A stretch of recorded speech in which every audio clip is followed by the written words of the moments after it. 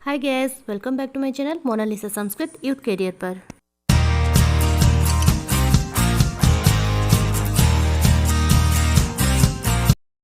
तो फ्रेंड्स, आज का जो टॉपिक है चाणक्य नीति का चतुर्थ अध्याय। तो चलिए फ्रेंड्स, स्टार्ट करते हैं वीडियो। पहला श्लोक जो है कहा, आयुः कर्म च वित्तं च विद्या निधनमेव च पंच एतानि ही सृज्यन्ते गर्भस्तस्यैव देहिनः।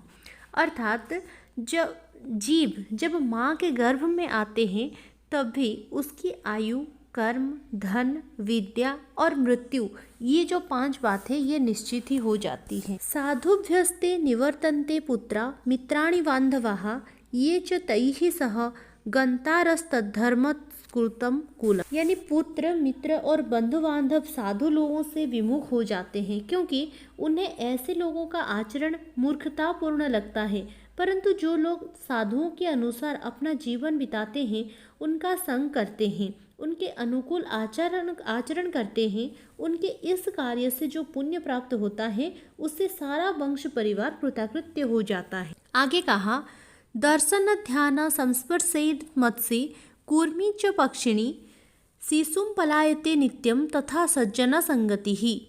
जैसे मछली अपने बच्चों को देखकर मादा कछुआ ध्यान यानी जो देखभाल से और मादा पक्षी स्पर्श से अपने बच्चों का लालन पालन करते हैं, उसी प्रकार सज्जनों की संगति भी दर्शन, ध्यान और स्पर्श द्वारा संसर्ग में आए व्यक्ति का पालन करती है। यावत् स्वस्थो ह्ययं देहो यावन् मृत्युश्च दूरतः तावत् आत्महितं कुर्यात् प्राणान्ते किम करिष्यति। जब तक यह शरीर स्वस्थ तथा निरोग है और जब तक मृत्यु नहीं आती तब तक व्यक्ति को अपने कल्याण के लिए धर्मयुक्त आचरण अर्थात पुण्य कर्म करना चाहिए, क्योंकि करने का संबंध तो जीवन के साथ ही है। जब मृत्यु हो जाएगी उस समय वह कुछ भी करने की समर्थ में नहीं हो जाएगा, अर्थात कुछ भी नहीं कर सकेगा। कामधेनु गुणा विद्या ही अकाल्य फलदायिनी प्रभासे मातृ सदृशी विद्या गुप्तम धनम स्नुतम। यहाँ पे कहा गया है विद्या किस लिए गुप्त धन है। विद्या में कामधेनु के गुण होते हैं, उससे असमय में ही फलों की प्राप्ति होती है और विदेश में विद्या ही माता के समान रक्षा और कल्याण करती है, इसलिए विद्या को गुप्त धन कहा गया है। वरम एको गुणी पुत्रो निर्गुणैश्च सतेरपि एकश्चंद्र तमसो हंति न च ताराः सहस्रशः। सैकड़ों गुणरहित और मूर्ख पुत्रों के बजाय एक गुणवान और विद्वान पुत्र का होना अच्छा है, क्योंकि हजारों तारों की अपेक्षा एक ही चंद्रमा से रात्रि प्रकाशित होती है। चिरायुर्जातोपि तस्मात् जातो स्मृतो वरः मृतः स च अल्पायु दुःखायु यावत् जीवम जड़ो दहेत। दीर्घ आयु वाले मूर्ख पुत्र की अपेक्षा पैदा होती है मर जाने वाला पुत्र अधिक ही श्रेष्ठ होता है, क्योंकि पैदा होते ही मर जाने वाला पुत्र थोड़े समय के लिए ही दुख का कारण होता है, जबकि लंबी आयु वाला मूर्ख पुत्र मृत्यु पर्यंत दुख देता रहता है। आगे कहा, कुग्रामवासः कुलहीन सेवा कुभोजनम क्रोधमुखी च भार्या पुत्रश्च मूर्खो विधवा च कन्या विनाग्निना सड़ प्रदहन्ति कायम। अशिक्षित तथा अनुपयुक्त स्थान या ग्राम में रहना, नीच व्यक्ति की सेवा, अरुचिकर और पौष्टिकता से रहित भोजन करना, झगड़ालू स्त्री, मूर्ख पुत्र और विधवा कन्या, ये 6 बातें ऐसे ही जो कि बिना अग्नि के ही शरीर को जलाती रहती हैं। किम तया क्रियते धेन्वा या न दोग्ध्री न गर्भिणी कोर्थः पुत्रेण जातेन य न विद्वान भक्तिमान। कहा, किम तया क्रियते धेन्वा, उस धेनु की, उस गाय को क्या करना है, मतलब उस गाय का मतलब क्या है जिसने न दोग्ध्री न गर्भिणी, जो ना तो दूध देता है और ना ही गर्भ धारण करता है, अर्थात जिस तरह दूध न देने वाली और गर्भ न धारण करने वाली गाय से कोई लाभ नहीं, उसी प्रकार यदि पुत्र भी विद्वान और माता पिता की सेवा करने वाला ना हो तो उससे किसी प्रकार का लाभ नहीं हो सकता है। तो फ्रेंड्स, वीडियो अगर मेरा थोड़ा सा भी हेल्पफुल हो रहा होगा आपके लिए तो लाइक और शेयर करते रहिए और मेरे चैनल को सब्सक्राइब कर लीजिए। तो चलिए अगला श्लोक देखते हैं। कहा, संसार तापो दग्धानाम त्रयो विश्रांति हेतोः अपत्यम च कलत्रम च सताम संगतिरेव च। इस संसार में दुखी लोगों की 3 बात से ही शांति प्राप्त हो सकती है। एक तो अच्छी संतान, दूसरी है पतिव्रता स्त्री और तीसरा है सज्जनों का संग। सकृत जल्पन्ति राजानः सकृत जल्पन्ति पंडिताः सकृत कन्याः प्रदीयन्ते त्रीणि एतानि सकृत सकृत।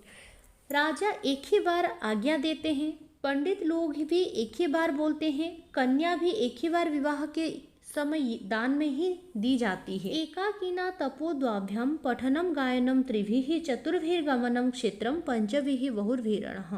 कहा एकाकिनी तपो यानी तप अथवा किसी प्रकार की भी साधना किया जाए तो वो अकेला ही व्यक्ति करना चाहिए।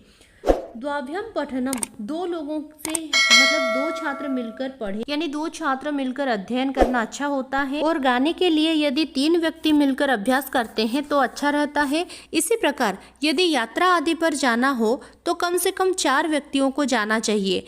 खेती आदि कार्य ठीक प्रकार से चलाने के लिए 5 व्यक्तियों की आवश्यकता होती है, जबकि युद्ध में यह संख्या जितनी हो उतना ही अच्छा होता है। सा भार्या या सुचिर्दक्षा सा भार्या या पवित्रता सा भार्या या पतिप्रीता सा भार्या सत्यवादिनी।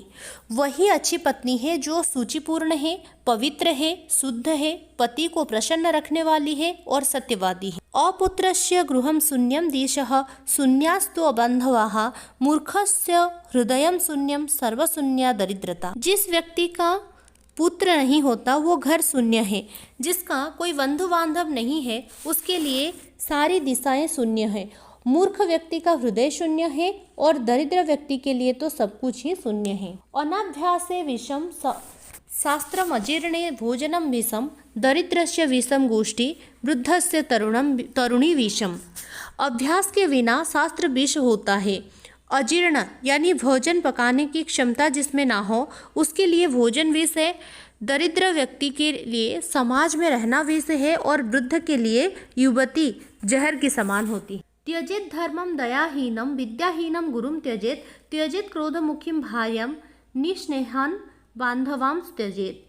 जिस व्यक्ति के पास धर्म और दया नहीं है उसे दूर करें। जिस गुरु के पास विद्या ना हो उसे भी दूर करें। जिस पत्नी के चेहरे हरदम क्रोध है उसे दूर करें।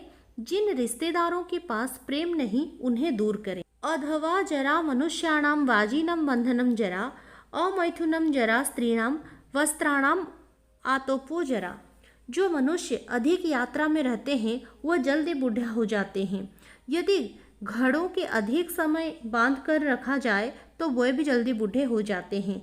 स्त्रियों को यदि संभोग ना किया जाए तो वो भी जल्दी बूढ़ी हो जाती है। इस प्रकार मनुष्य के कपड़े ज्यादा देर तक धूप में रहने से फट जाते हैं। कह कालः कानि मित्राणि को देशः को व्यायाम आगमो कश्चहम का च मे शक्तिरीति चिंत्यम मुहुर्मुहुः।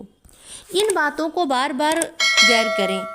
सही समय, सही मित्र, सही ठिकाना, पैसे कमाने की सही साधन, पैसे खर्च करने की सही तरीके, आपकी ऊर्जा। फ्रेंड्स, आप मेरे चैनल में संस्कृत रिलेटेड ऐसे वीडियो पाने के लिए मेरे चैनल को सब्सक्राइब कर लीजिए और साथ ही साथ अपने दोस्तों के साथ शेयर करते रहिए ताकि उन लोगों की भी थोड़ा सा लाभ हो सके। तो चलिए अगला श्लोक देखते हैं। जनिता चो अपनेता चो यस्तु विद्याम प्रयच्छति अन्नदाता भयत्राता पंचेते पितरः स्मृतः। यहाँ कहा जन्म देने वाला, यज्ञोपवीत करने वाला गुरु, विद्या दान देने वाला अध्यापक, अन्न देने वाला और भय से मुक्त रखने वाला, यह 5 व्यक्ति पिता के जैसे माने गए हैं, इसलिए उन्हें सम्मान करना चाहिए। राजपत्नी गुरोः पत्नी मित्र पत्नी तथैव च पत्नी माता सो माता च पंचेते मातरः स्मृतः। उसी तरह राजा की पत्नी, गुरु की पत्नी, मित्र की पत्नी, पत्नी की माता अर्थात सास और जन्म देने वाली अपनी माता, यह 5 माता मानी गई हैं, उनकी भी सम्मान करनी चाहिए। और इस अध्याय के जो आखिरी श्लोक है वो कहा अग्निर्दैवो द्विजातीनाम मुनीनाम हृदि दैवतम प्रतिमा स्वल्प बुद्धिनाम सर्वत्र समदर्शिनः। ब्राह्मण, क्षत्रिय और वैश्य को द्विजाति कहा गया है। इनका देवता योग्य है। मुनियों का देवता उनके हृदय में निवास करता है। मंद बुद्धि वालों के लिए मूर्ति ही देवता होती है, और जो व्यक्ति समदर्शी है वे परमेश्वर सर्वत्र, उनके लिए तो परमेश्वर को सर्वत्र ही वो विद्यमान मानते हैं। ठीक है फ्रेंड्स, तो फ्रेंड्स ये था हमारे आज के वीडियो। आई होप कि वीडियो आपको अच्छा लगा हो और आप लोगों को समझ में आ गया होगा। वीडियो कैसा लगा कमेंट बॉक्स में लिख के ज़रूर बताना। अच्छा लगा हो तो लाइक और शेयर करते रहिए और अपने दोस्तों के साथ शेयर करते रहिए। तो चलिए फ्रेंड्स, नेक्स्ट वीडियो में फिर मिलते हैं पंचम अध्याय के साथ। जयतु संस्कृतम जयतु भारतम। धन्यवाद।